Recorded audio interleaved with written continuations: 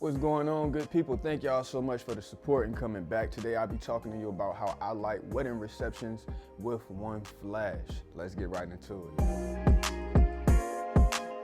Alright, so what I use Godox V1 as my flash. I have used all of the Canon's other speed lights, the 400 series, the 500 series, and the 600 series.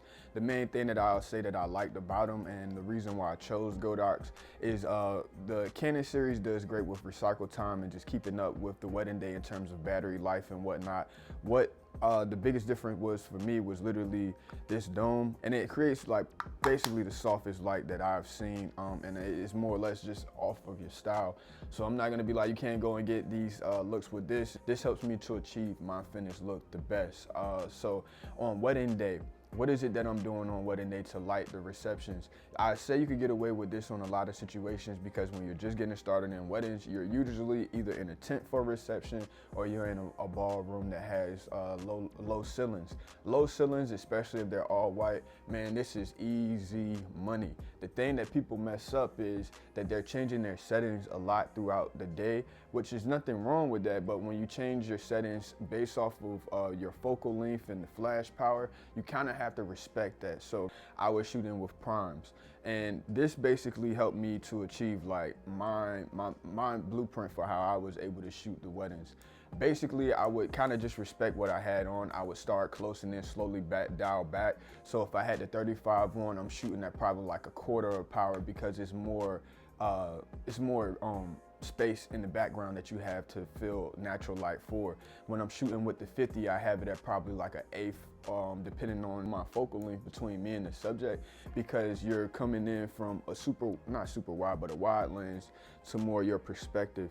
I am also maintaining the same distance between my subject from when I set my settings up. So if I have my 50mm on and I'm a certain distance when I set my flash and I'm going around and I'm like, this is the look that I want, I'm respecting that even when people come in front of my camera. So if I have my flash settings from here to here and somebody tries to come here, then I'm gonna take 2 steps back to create the same look and to create the same lighting consistency throughout the entire day until I switch my lens and then I switch my flash power, and then I'm doing the same science. I see a lot of people kind of mess up because they'll have a zoom lens or they'll have like their camera and then they're going super close, then going super wide, then they're right back here and they only had their camera settings for this distance right here. You kind of got to pick and choose your poison. So with reception, you can kind of see similar things going on and you can base what lenses you want off of the look you want. And I start close in terms of my personal length between the subject, and then I go further back.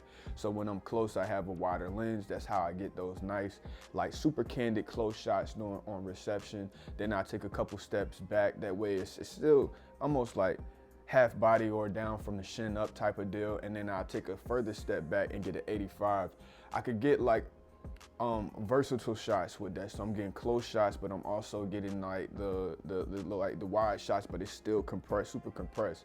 In doing all of those things, I'm switching my flash, I'm changing my distance, but I am maintaining both of those throughout the entire time. If I take a step in and I have my light set for a certain thing, they're gonna be lighter, so I probably gotta like edit it down 1 or 2 stops when I'm doing it in like Photoshop Lightroom. Whatever it is you're editing on, and then vice versa if I'm behind, I'm gonna have to do the same thing because I'm a little bit further away. So it's more or less just maintaining the same focal distance, trusting your camera. This is when knowing your camera gear and your camera's limitations come into play. I know that with the 5D Mark IV and the Canon R6, when it starts showing grain and when it becomes a problem, this also plays a part into what type of low light final product you want to look. I personally like having like even lighting, but you can still feel the mood of the day. So it really just depends on what type of style and finished look you're going for. So I don't want to sound like it's the end all be all. This is just how I achieve the looks that I achieve with wedding day on like receptions and all of that. And the good thing is this is a very rinse and repeat process. You could take this in events, you could take this knowledge down to like headshots, as long as you're in a space where you have ceilings that you could bounce the flash off of, meaning I have a white ceiling right here, wherever the case is, and the flash power can get to that. When it kind of gets too crazy, that's when you have to use off-camera lighting. But for people just starting out, majority of your weddings is going to be in a tent, or it will be in a ballroom, and you will make magic with this.